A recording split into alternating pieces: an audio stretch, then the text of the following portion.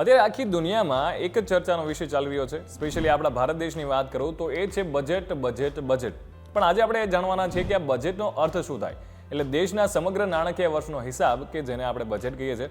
અને નાણાકીય વર્ષ એટલે 1 એપ્રિલથી માંડીને 31 માર્ચ સુધીનો 12 મહિનાનો જે સમયગાળો છે.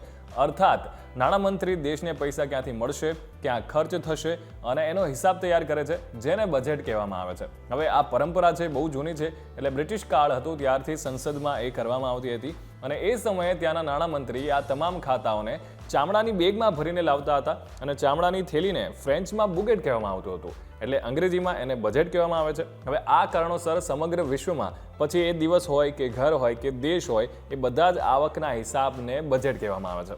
1 ફેબ્રુઆરીએ આપણા નાણામંત્રી છે એ આખા વર્ષનું બજેટ રજૂ નહીં કરે, પરંતુ કામકાજના હિસાબો છે જે રજૂ કરશે અને જેને વચગાળાનું બજેટ કહેવામાં આવે છે.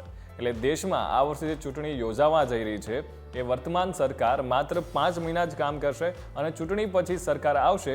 હવે આવી સ્થિતિમાં નાણામંત્રી છે એ આખા વર્ષનું બજેટ બનાવતા નથી, પણ આ કામ નવી સરકાર કરશે. તેથી એ થોડા મહિનાઓ માટે કાર્યકારી બજેટ રજૂ કરે છે કે જેને વચગાળાનું બજેટ કહેવામાં આવે છે. હવે નવી સરકાર બન્યા બાદ જૂન જુલાઈમાં સંપૂર્ણ બજેટ છે એ રજૂ કરવામાં આવશે. અને જો વાત કરું તો સ્વતંત્ર ભારતનું પહેલું બજેટ 26 નવેમ્બર 1947ના રોજ નાણામંત્રી R.K. ષણમુગમ ચેટ્ટીએ રજૂ કર્યું હતું અને આમાં નવા નિયમો અને નવા ટેક્સનો અમલ કરવામાં આવ્યો હતો.